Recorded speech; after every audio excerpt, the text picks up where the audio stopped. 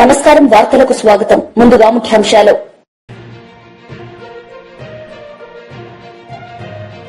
నిజామాబాద్ లో జరిగిన సభలో పాల్గొన్న సీఎం రేవంత్ రెడ్డి. ఈ సందర్భంగా ప్రసంగం.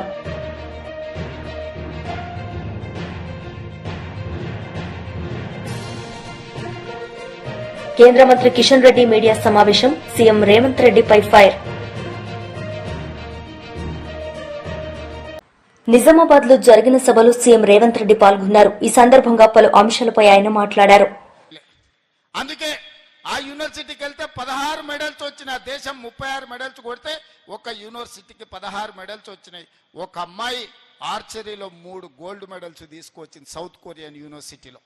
అక్కడ చూసిన తర్వాత ఈ దేశం జనాభా ఉన్నది కానీ ప్రపంచంతో పోటీ పడలేకపోతుందని తెలంగాణలో యంగ్ ఇండియా స్పోర్ట్స్ యూనివర్సిటీని ప్రారంభించాలి. మన యువతను టాలెంటెడ్ విద్యార్థులుగా తీర్చిదిద్దాలి, స్పోర్ట్స్ లో రాణించాలి అని చెప్పి ఇవాళ మనం యంగ్ ఇండియా స్పోర్ట్స్ యూనివర్సిటీ మనం ప్రారంభించి మట్టిలో మాణిక్యాలను గ్రామీణ ప్రాంతాలలో ఉన్న విద్యార్థుల్లో ఉన్న నైపుణ్యాన్ని ఇవాళ బయటికి తీయాలని మనం ప్రయత్నం చేస్తున్నాం. అదే కాదు, ఈ నిజామాబాద్ టౌన్ లో నిలబడి మాట్లాడుతున్నాను. మీ ఊర్లో ఇక్కడ మీ మీ మీ మీ కాలనీలో తిరిగిన నిఖత్ జరీన్ బాక్సింగ్ లో ఛాంపియన్షిప్ తీసుకొస్తే నిఖత్ జరీన్ కి గ్రూప్ 1 జాబ్ డిఎస్పీ జాబ్ ఇచ్చి 2 కోట్ల రూపాయల నగదు ఇచ్చి మీ నిజామాబాద్ బిడ్డను ఈ రోజు గ్రూప్ 1 డిఎస్పీ ఆఫీసర్ గా నేను నియమించింది నిజమైతే మీరు కాంగ్రెస్ పార్టీకి ఓటేయండి, లేకపోతే కాంగ్రెస్ పార్టీకి ఓటేయకండి. ప్రపంచ కప్ క్రికెట్ ను సాధించిన సిరాజ్ ప్రపంచ కప్ లో ఇండియా టీం గెలవడానికి తన నైపుణ్యాన్ని ప్రదర్శించిన సిరాజ్ ని ఈ రోజు అతను చదువుకున్నది ఇంటర్మీడియట్ లోపే. గ్రూప్ 1 ఉద్యోగం ఇవ్వాలంటే అది సరిపోదు. ప్రభుత్వం అన్ని మినహాయింపులు ఇచ్చి ఈరోజు సిరాజ్ ని గ్రూప్ 1 ఆఫీసర్ గా ఒక డిఎస్పీ క్యాడర్ ఆఫీసర్ గా ఈ రోజు ఉద్యోగం ఇచ్చి క్రీడల్లో రాణించిన నిరుద్యోగ యువకులకు మీరు క్రీడలలో రాణిస్తే కూడా మిమ్మల్ని ప్రభుత్వం ఆదుకుంటుందని సిరాజ్కి ఈరోజు డిఎస్పీ క్యాడర్ ఉద్యోగం ఇచ్చింది నిజమైతే మీరు కాంగ్రెస్ పార్టీకి ఓటు వేయండి. ఇదే కాదు, పారా ఒలింపిక్స్ లో దీప్తి అని వరంగల్ అమ్మాయి అంగవైకల్యాన్ని ఛేదించి మెడల్ సాధిస్తే ఆ అమ్మాయికి గ్రూప్ 2 ఉద్యోగం ఇవ్వడమే కాకుండా వరంగల్లో ఇంటి స్థలాన్ని ఇచ్చి 25 లక్షల రూపాయలు ఆర్థిక సహాయాన్ని అందించిన మాట నిజం కాదా? ఇవాళ అది నిజమైతేనే కాంగ్రెస్ పార్టీకి ఓటు వేయండి. ఇవన్నీ కూడా పట్టభద్రులు ఆలోచన చెయ్యాలి. ఈ ప్రభుత్వం వచ్చిన తర్వాత ఉద్యోగ సమస్యల్ని పరిష్కరించిందా లేదా, నిరుద్యోగుల గౌరవం పెంచే విధంగా నిర్ణయాలు తీసుకున్నదా లేదా మీరు ఆలోచన చేయండి. ఇదే కాదు, నిజామాబాద్ రైతులంటే దేశానికే తలమానికం. పంజాబ్ హర్యానా రైతులతో పోటీ పడి గిట్టుబాటు ధర విషయంలో గాని రైతుల సమస్యల విషయంలో పోరాడాలి అని అంటే భారతదేశంలో హర్యానా పంజాబ్ రైతులతో పోటీ పడి నిరసన తెలపడంలో ప్రభుత్వాలను గడగడలాడించడంలో నిజామాబాద్ రైతులకు పెట్టిన పేరు. ఆనాడు రైతు ఉద్యమాలలో నేను ఇక్కడికి వచ్చిన తర్వాతనే కాంగ్రెస్ పార్టీకి అధ్యక్షుడు మోహన్ రెడ్డి ఆ రోజు ఈ కార్యక్రమాన్ని తీసుకొని పెద్దలు సుదర్శన్ రెడ్డి గారు వీళ్ళందరూ పెడితే నేను నిజామాబాద్ రైతు పోరాటాలకి ఇక్కడికి వచ్చిన. ఆ తర్వాత నేను పిసిసి అధ్యక్షుడిని అయినా. అలాంటి నిజామాబాద్ రైతులను నేను అడుగుతున్నా, మీరు చెప్పండి, 25,50,000 మంది రైతులకు 21,000 కోట్ల రూపాయలు 2 లక్షల వరకు రైతు రుణమాఫీ చేసుంటేనే లెక్కలు చూసి మరి కాంగ్రెస్ పార్టీకి ఓటేయండి. ఒకవేళ 2 లక్షల రూపాయల వరకు 25,50,000 మంది రైతులకు 21,000 కోట్ల రూపాయల రైతు రుణమాఫీ చేసింది నిజమైతేనే ఇవాళ కాంగ్రెస్ పార్టీకి ఓటేయండి. ఇదే కాదు, ఇవాళ రైతు భరోసాలో ప్రతి ఎకరాకు 6,000 చొప్పున కేంద్ర మంత్రి కిషన్ రెడ్డి మీడియా సమావేశం నిర్వహించారు. ఈ సందర్భంగా పలు అంశాలపై వారు మాట్లాడారు. మాకు ఆశీస్సులుగా మారుతాయని చెప్పి మనం చేస్తా ఉన్నాను. మేమేమి తప్పు చేయనప్పుడు ఎవరికి భయపడము, ఎవరికి అదరము, ఎవరికి బెదరము. మేము నీతి నిజాయితీతో బతికేటువంటి వాళ్ళం. మీలాగా కోట్ల చుట్టూ, జైళ్ల చుట్టూ, పార్టీల చుట్టూ, నాయకుల చుట్టూ తిరిగేటువంటి వాళ్ళం కాదు. ఏ ఎండకు ఆ గొడుగు పట్టేటువంటి వాళ్ళం కాదు. మేము ఈ పార్టీలో చేరినప్పుడు ఈ పార్టీ అధికారంలోకి వస్తుందనో, మేము ఎమ్మెల్యేలు అవుతామనో, ఎంపీలు అవుతామనో, కేంద్ర మంత్రులం అవుతామనో, పార్టీ రాష్ట్ర శాఖకు అధ్యక్షులు అవుతామనో మేము ఈ పార్టీలో చేరలేదు. ఈ దేశం కోసం పార్టీ సిద్ధాంతం నమ్మి పార్టీలో చేరాము. నీలేగా సకల పార్టీ నాయకుడు కాదు. మేము భారతీయ జనతా పార్టీ ఏకపార్టీ నాయకులం. మేము ఈరోజు అనేక రకాలుగా మాటకు ముందు మోటీ 12 సంవత్సరాలు అయిందంటున్నాడు. ముఖ్యమంత్రి స్థాయి వ్యక్తి ఆయన ఇంతకుముందు అన్నాడు బండి సంజయ్ గారిని, ఒక కేంద్ర మంత్రిని పట్టుకొని నన్ను కానీ బండి సంజయ్ గారిని మాట్లాడు, ప్రధానమంత్రి గారిని మాట్లాడు, మంత్రులకు కొన్ని తెలియకపోవచ్చు, ఐఏఎస్ ఐపీఎస్ ఆఫీసర్స్ని అడగాలి అన్నాడు. ముఖ్యమంత్రి గారు తెలియకపోతే ప్రధానమంత్రిగా నరేంద్ర మోడీ గారు ఎన్ని సంవత్సరాలుగా పనిచేస్తున్నారో లెక్క తెలియదు ఆయనకు. 12 సంవత్సరాల నుంచిగా ప్రధానమంత్రి పనిచేస్తున్నాడు, 12 సంవత్సరాల మోడీ పాలన అంటాడు. 10 పూర్తయింది, ఇప్పుడు ఇంకా 11 కూడా రాలా. మాటకు ముందు మిగతా వాళ్ళని విమర్శించినప్పుడు ఒక వేలు చూపిస్తున్నప్పుడు 4 వేలు నీదికు చూపిస్తున్నాయి అనే విషయము ఆయన అర్థం చేసుకుంటే బాగుంటుంది.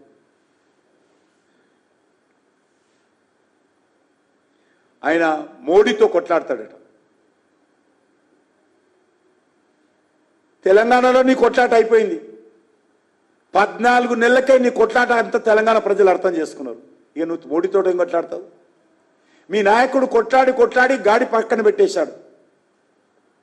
మీ నాయకుడు కొట్లాడి మొత్తం కాంగ్రెస్ పార్టీని జీరో చేశాడు. ఇక నువ్వు ఇచ్చి కొట్లాడతావా?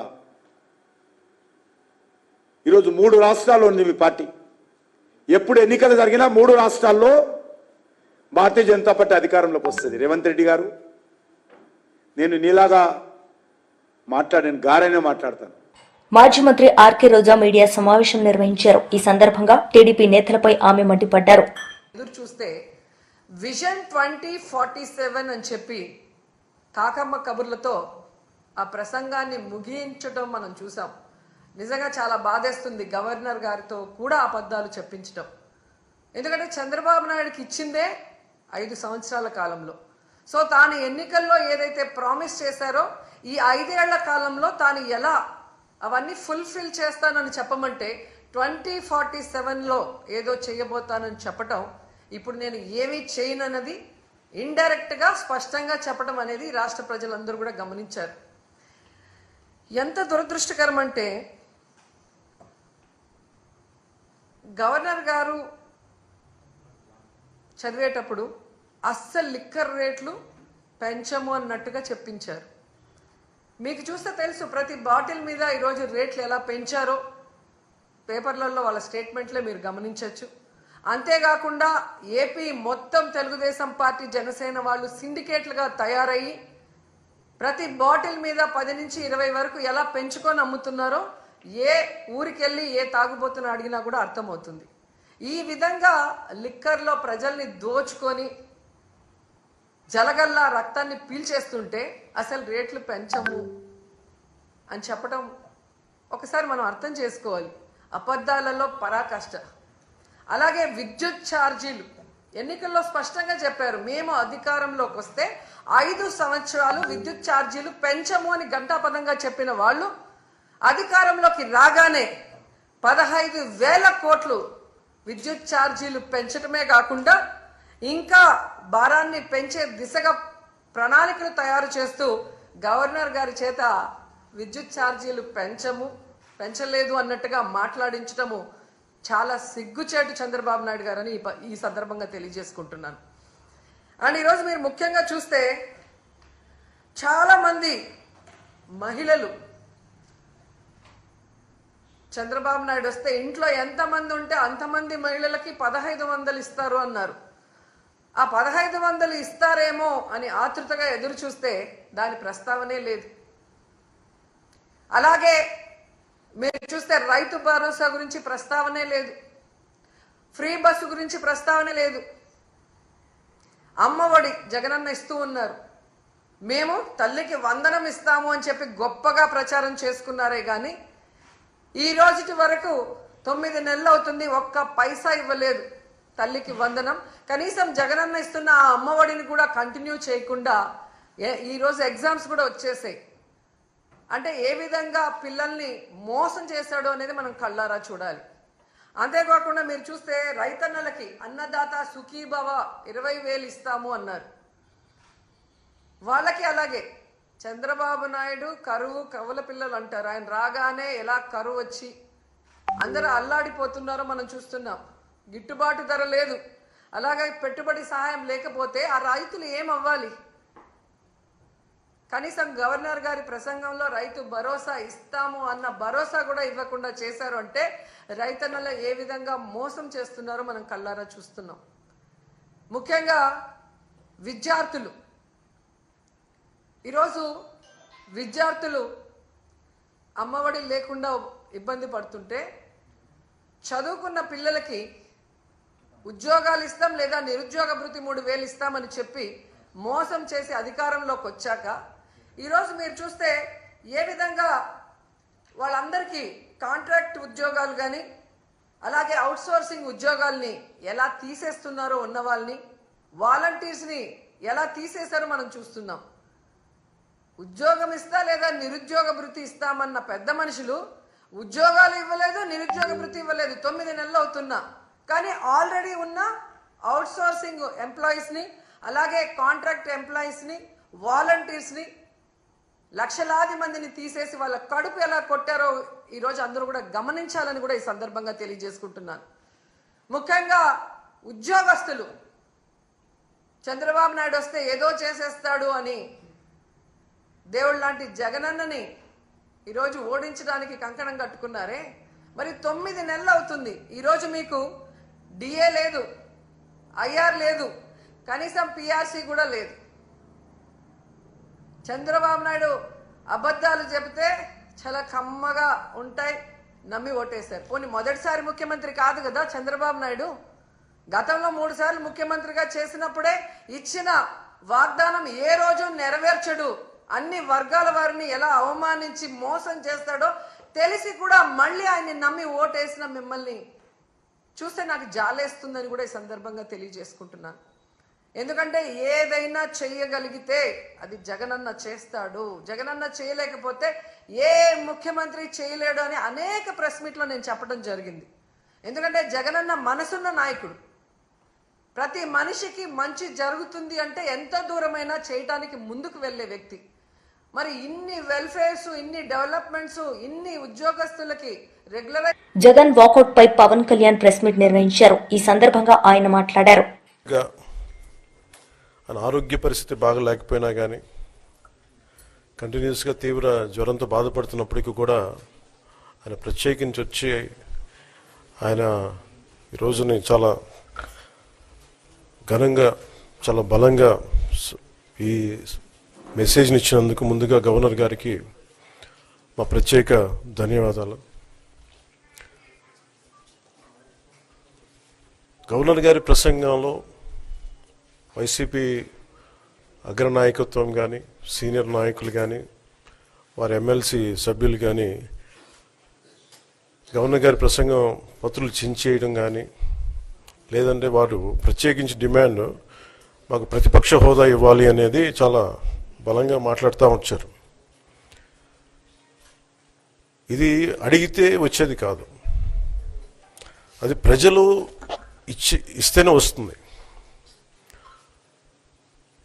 బేసిక్గా ఒకటి హైయెస్ట్ మెజారిటీ ఎవరికి ఉంది వాళ్ళు ప్రభుత్వం ఫామ్ చేస్తారు, వాళ్ళకంటే నెక్స్ట్ స్టేజ్ ఎవరికి ఉంటే వాళ్ళకి ప్రతిపక్ష హోదా ఇస్తారు.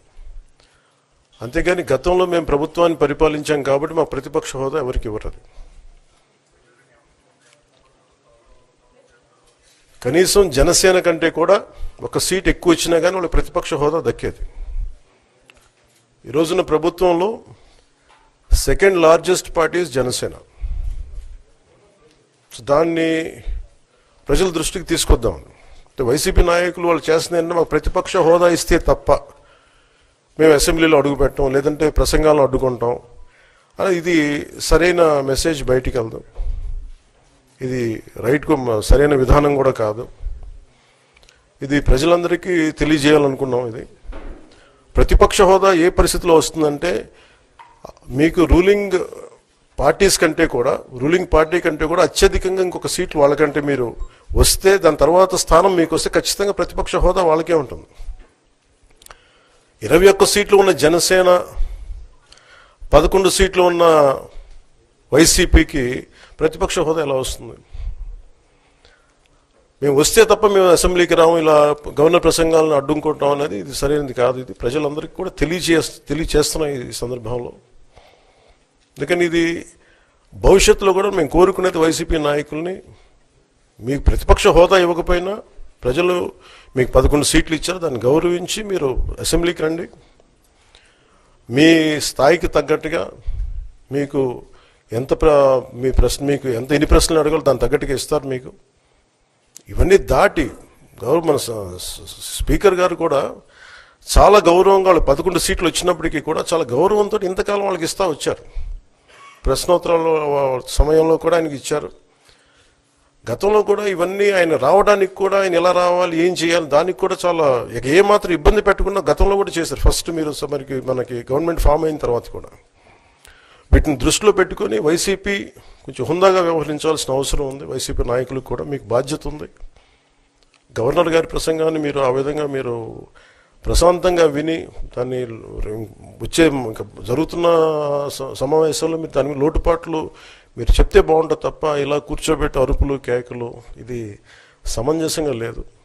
అంటే అర్ధాంతరంగా ప్రతిదానికి అసెంబ్లీలోకి రాగానే గొడవ పెట్టుకోవాలి, దేన్నైనా విభేదించాలనేది ఇది చాలా లో లెవెల్ ఆలోచన విధానం, లో లెవెల్ స్ట్రాటజీ. అది ప్లీజ్ మీరు అప్గ్రేడ్ అవ్వండి, మీరు అప్లిఫ్ట్ చేసుకొని మీరు కూర్చోబెట్టి డెమోక్రటిక్ ప్రాసెస్కి గౌరవం ఇవ్వండి. మనస్ఫూర్తిగా వైసీపీ నాయకులకి ఇది నా విన్నపం, నా విజ్ఞాపన.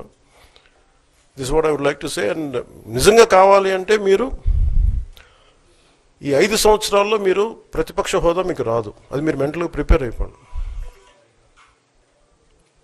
11 సీట్లతోటి మీకు ప్రతిపక్ష హోదా ఇవ్వబడదు, రాదు. ఎందుకంటే ఇట్ ఈస్ చంద్రబాబు గారు, గౌరవ ముఖ్యమంత్రి చంద్రబాబు గారు డిసైడ్ చేసేది కాదు, జనసేన డిసైడ్ చేసేది కాదు. దానికి రూల్స్ ఉన్నాయి, దానికి రెగ్యులేషన్స్ ఉన్నాయి, నామ్స్ ఉన్నాయి. ఉదాహరణకి నేనే ప్రభుత్వం, మన కేంద్ర ప్రభుత్వం ఫార్మేషన్కి మేము వెళ్ళినప్పుడు పార్లమెంటరీ లీడర్ని ఎన్నుకోవాలి మనం కూర్చున్నప్పుడు, ఎన్డీఏ పక్ష నాయకుడు ఎన్నుకోవాలనుకున్నప్పుడు నేను నాయకుల స్థాయిలో నేను కూర్చున్నాను. అదే నేను ఇక్కడ మంత్రిగా ప్రమాణ స్వీకారం చేసేటప్పటికి నన్ను ప్రధానమంత్రి గారి పక్కన నన్ను కూర్చోబెట్టలా. ధోని డిప్యూటీ సీఎం అయినప్పటికీ కూడా అది మంత్రి హోదానే కాబట్టి తిరిగి నన్ను మంత్రులందరూ పక్కనే కూర్చోబెట్టారు తప్ప ప్రత్యేకంగా నన్ను అక్కడ కూర్చోబెట్టలేదు. They are very specific rules and regulations నడుస్తాయి.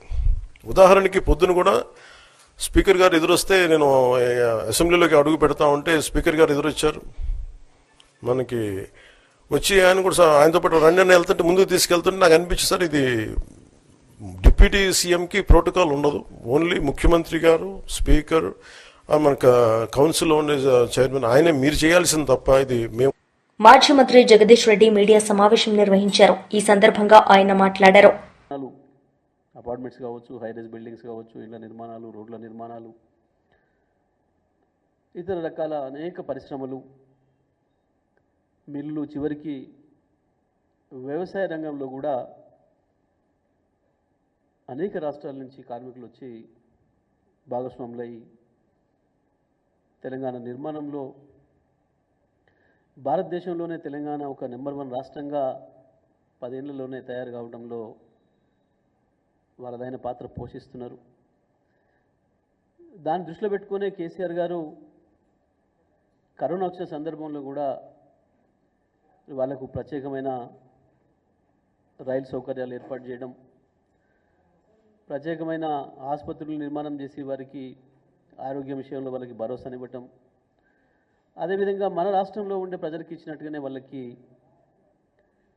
బియ్యము, ఇతర సౌకర్యాలు ఇవ్వటం, డబ్బులు ఇవ్వటం, వాళ్ళని కూడా మన బిడ్డలుగా చూసుకోవాలి, కార్మికులు ఎవరైనా కార్మికులే అన్న భావనతో ఒక మానవీయ కోణంలో పనిచేసిన విషయం కూడా మనందరికీ కూడా తెలుసు. కానీ దురదృష్టం ఇవాళ 3 రోజులు అయినప్పటికీ కూడా ఈ రాష్ట్ర ప్రభుత్వం యొక్క చర్యలు చాలా అంటే చాలా నిర్లిప్తంగా, ఏదో ఉదాసీనంగా కనబడుతూ ఉన్నాయి. కానీ ఇది మంచి పద్ధతి కాదు. దానికి కావాల్సిన పద్ధతుల్లో ఆ వేగం కనబడటం లేదు. మనుషులు లోపల ఉన్నారు. వైఎస్ఆర్సీపీ లీడర్స్ మీడియా సమావేశం నిర్వహించారు. ఈ సందర్భంగా పలు అంశాలపై వారు మాట్లాడారు. చేయలేదు. తనకి తనుగా పొగిడించుకోవటానికి, చంద్రబాబు నాయుడు గారి ప్రభుత్వాన్ని పొగిడించుకోవడానికి, వైఎస్ఆర్ కాంగ్రెస్ పార్టీ గత ప్రభుత్వం మీద నిందలు వేయడానికి మాత్రమే వారి ప్రసంగాన్ని ఉపయోగించుకున్నట్టుగా కనపడుతుంది. చంద్రబాబు నాయుడు గారు ప్రతిసారి పిట్టల కథలు చెప్తూ ప్రజల్ని పక్కదారి పట్టిస్తూ ఉంటాడు. ఈసారి ఇంకొక కొత్త పిట్టల కథ, పిట్టల దొరలాగా గవర్నర్ గారి ప్రసంగంలోనే చెప్పించినట్టుగా కనపడుతుంది. డబ్బున్నటువంటి వారిని 10% మనుషుల దగ్గర నుంచి, జనాభా దగ్గర నుంచి డబ్బును అడిగి తీసుకొని 20% పైగా ఉన్నటువంటి పేదవాళ్ళకి పంచి పేదవాడి తలసరి ఆదాయాన్ని 58 లక్షలకు పెంచుతానని పిట్టల దొర కథలు మాత్రం భలే చెప్పించాడు. ఇలాంటివన్నీ సత్యదూరం అని ప్రజలకు తెలుసు. ప్రజలు అసహించుకుంటారనేటటువంటి కనీస అవగాహన కూడా లేకుండా వారికి ఉన్నటువంటి మీడియా ఛానల్స్ ద్వారా విపరీత ప్రచారం చేయించుకోవడానికి. చంద్రబాబు నాయుడు గారు ప్రతిసారి చెప్తూనే ఉంటారు, విజనరీ విజనరీ అని చెప్పించుకుంటూ కూడా ఉంటారు. ప్రజల్ని ఎలా మోసం చేయాలనేటటువంటి విజన్ని గవర్నర్ గారి ప్రసంగం ద్వారా కూడా మరొకసారి చెప్పించారు. ఇవాళ ఇచ్చిన 6 హామీలు ఎలా అమలు పరచాలో ఒక స్పష్టమైనటువంటి ప్రణాళికే లేదు. 2020, 2047 గురించి మాట్లాడిస్తారు.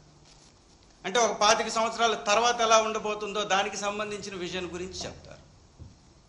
ఇవాళ రాష్ట్రంలో మిర్చి రైతు అల్లాడిపోతుంటే ఆ ధరలు పెంచడానికి తన దగ్గర ఏముందో చెప్పించలేడు.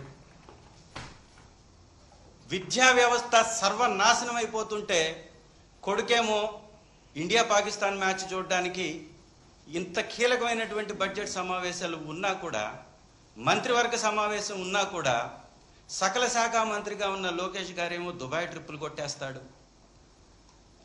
ఈ రాష్ట్రంలో విపరీతంగా ఆడబిడ్డల మీద అన్యాయం జరుగుతుంటే 30 లక్షల మంది కిడ్నాప్ అయ్యారు, వారిని తీసుకొస్తానన్నటువంటి డిప్యూటీ చీఫ్ మినిస్టర్ గారేమో తీర్థయాత్రలకి వారికి ఉన్నటువంటి ఆలోచనల్ని నెరవేర్చుకోవడానికి తిరుగుతూ ఉంటారు.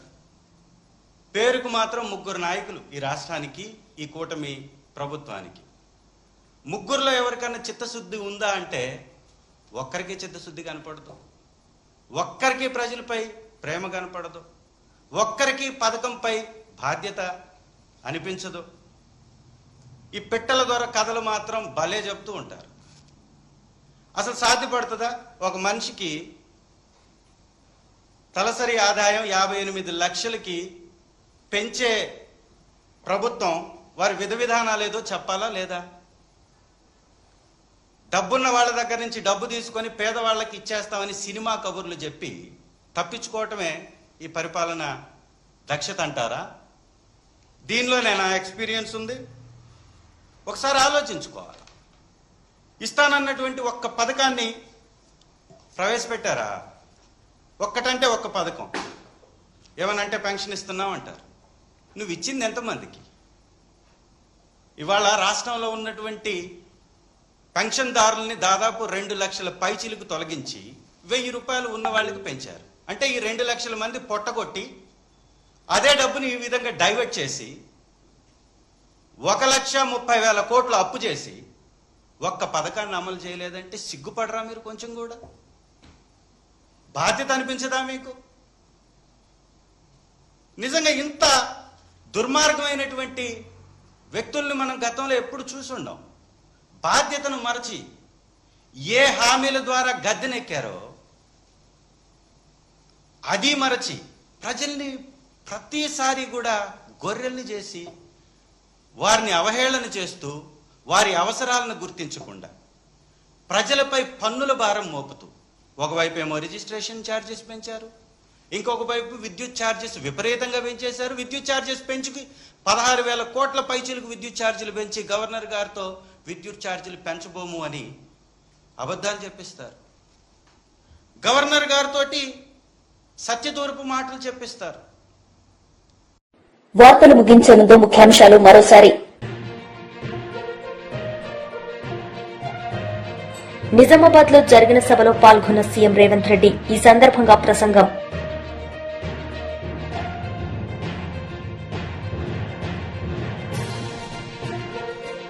కేంద్ర మంత్రి కిషన్ రెడ్డి మీడియా సమావేశం. సీఎం రేవంత్ రెడ్డిపై ఫైర్. ఈ వార్తలు ఇంతటితో సమాప్తం. తిరిగి ప్రసారమయ్యే వార్తల్లో మళ్లీ కలుద్దాం. అంతవరకు సెలవు. నమస్తే.